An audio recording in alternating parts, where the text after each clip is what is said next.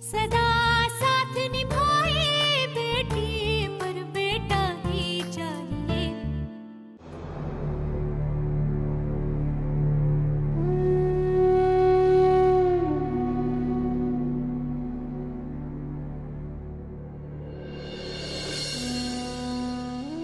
आप हमें जान से मार दीजिए, लेकिन आपकी ये नफरत अब हमसे झेली नहीं जा रही और गालियां सुनने की हिम्मत नहीं रही हम में।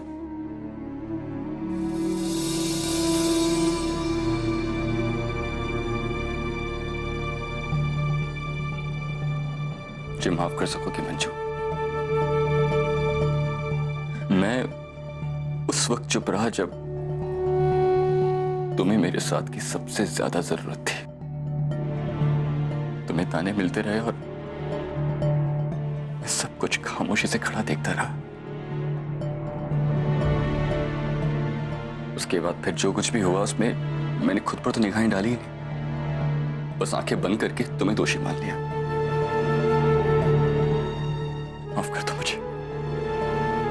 हमारा दोष माफ करने लायक नहीं, आपका गुस्सा बिल्कुल सही। बस हम ही कमजोर पड़ गए थे। अम्मा जी के ताने, चाची जी के और तारा की हंसी, हम अपने आप को संभाल नहीं पाए। संग्राम भैया ने हमारी कमजोरी का फायदा उठाया और हमारी आदित्य उसका। चलो कम से कम मैं इस लायक तो बन सका कि आज तुम मुझसे अपना सच बांट सकती हो।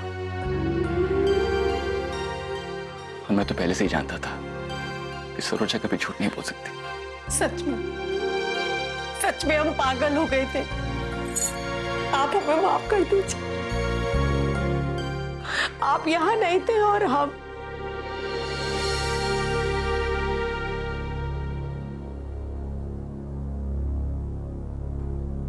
आज मैं तुमसे वादा करता हूं मंजू, अब हमेशा तुम्हारे पास रहूंगा।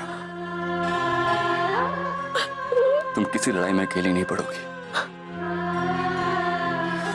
और एक बात और, अब तुम्हें मुझसे माफी मांगने की कोई जरूरत नहीं। ये हम दोनों की ही गलती है और हम दोनों को ही मिलकर इसे सुधारना होगा। भला हो सरोजा का, जिसने आज मेरी आंखें खोल दी। हम दोनों साथ हैं मंजू, कुछ नहीं हो सकता हमारी बेटी को। और जब हमारी बच्ची वापस आ जाएगी ना, हम दोनों मिलकर एक नई जिंदगी की शुरुआत करेंगे।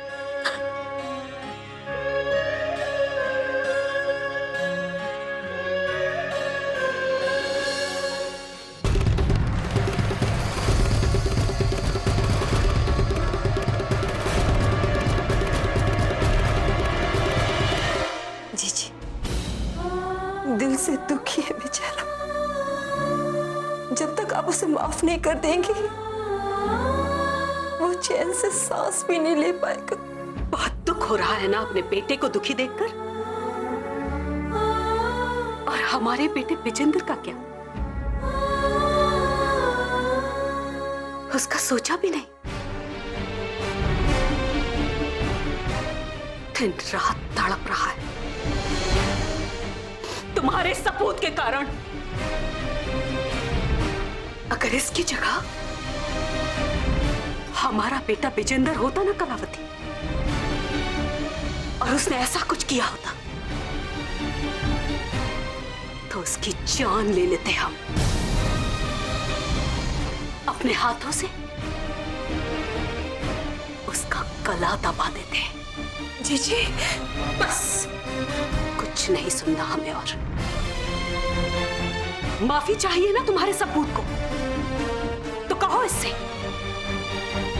पहले ये हमारी आदित्य को वापस लेकर आए। जो नाटक करना है इसे वो करे।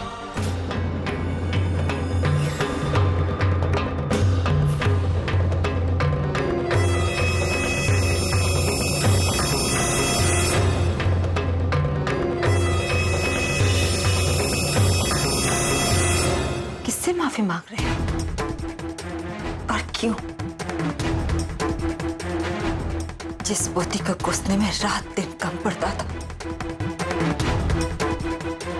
आज उसी के लिए इतना प्यार उमड़ रहा है, सिर्फ इसीलिए क्योंकि उंगली हमारे बेटे पर उठी,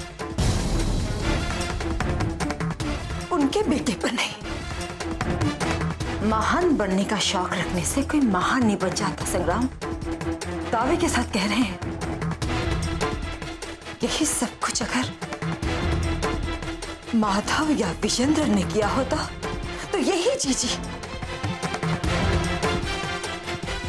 सब कुछ एक दुर्घटना समझकर भूल जाते। बस भीख देकर अपनी शान बढ़ाने का शौक है इनको, लेकिन हमारे सुख दुख से कोई लेना देना नहीं है इनको। पूछ तो ये आंसू बेटा, जितना ही तुम गिराओगे उतना ही जमीन पर धंसते जाएंगे हम। माई, हमारी आंखें खुल गई है, अब आप भी जाग जाइए,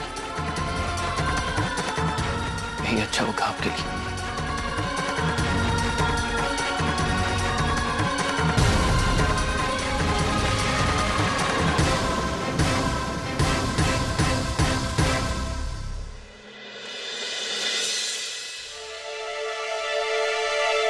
संग्राम भाई नहीं दिखाई दे रहे। वो देवर जी, आज ना उन्होंने अपना खाना कमरे में ही मंगवा लिया। ये कोई बात थोड़ी है।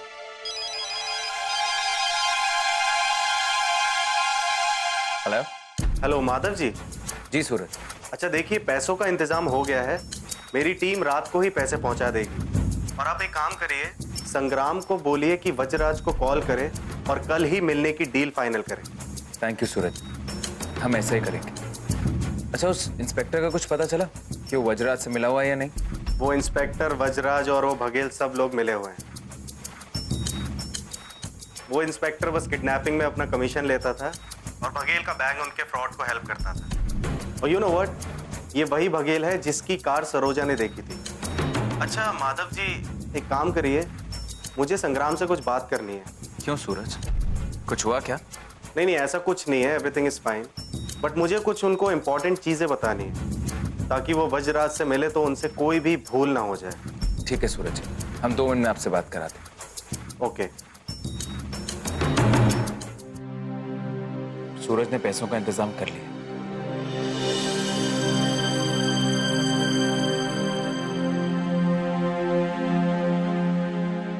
तारा भाभी, संग्राम भैया को बुला के ले आई। जी।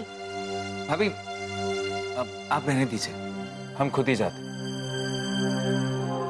भैया चलिए। अम्मा भैया।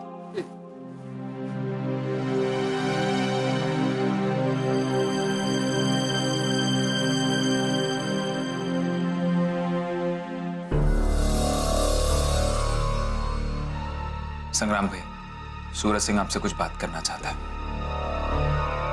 हम कल ही वज्रराज को जाके सारे पैसे दे देंगे और अपनी आदित्री को वापस ले आएंगे।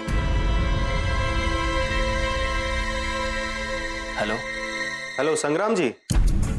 अच्छा देखिए, मेरी बात ध्यान से सुनिए। देखिए, वज्रराज को जरा सा भी शक नहीं होना चाहिए। उसको ये बिल्कुल नहीं लगना चाहिए कि सब कुछ आराम से हो रहा है। उसको ये बोलिएगा कि प्रमुख जी के किसी दिल्ली वाले दोस्त ने वो प्रॉपर्टी खरीद ली है, इसलिए आपको बघेल के पास जाने की जरूरत नहीं पड़ी। ठीक है, हम लोग सुबह मिलते हैं। माधव, वज्रराज से अभी बात करनी होगी। हाँ भैया, आप तैयार हैं ना?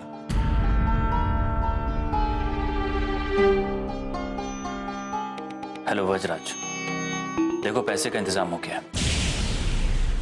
अरे ऐसा कैसा पैसा मिल गया तुम लोगों को? हाँ, अरे कल तक तो बड़ा दुखड़ा रो रहे थे तुम लोग, और बिना बघेल से पैसा लिए ही तुम लोग ने पैसे का बंदोबस्त कर लिया। अरे वाह, क्या बात है। आखिर कोई लॉटरी वॉटरी लग गया क्या?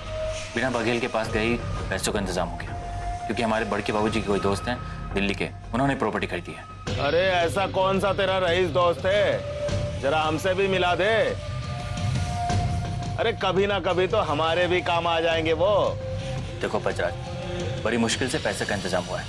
अब तुम मिलने का टाइम बताओ ताकि हम अपनी आदित्य को घर ले आए। अरे हाँ हाँ हाँ, बहुत जल्दी है ना तुझे अपनी पाप धोने की। कल 2 बजे के बाद मिल।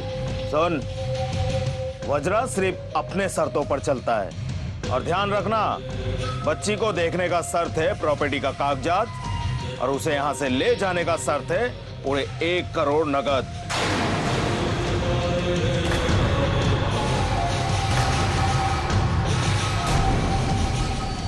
अरे लेकिन बजराज, तुम्हें प्रॉपर्टी के कागज की क्या जरूरत है? तुम्हें तुम्हारे पैसे मिल रहे हैं ना, अपने पैसे लो और हमारे आदित्य को छोड़ दो। अगर थोड़ी भी देर किया ना तो मेरे शर्तें बढ़ती रहेगी।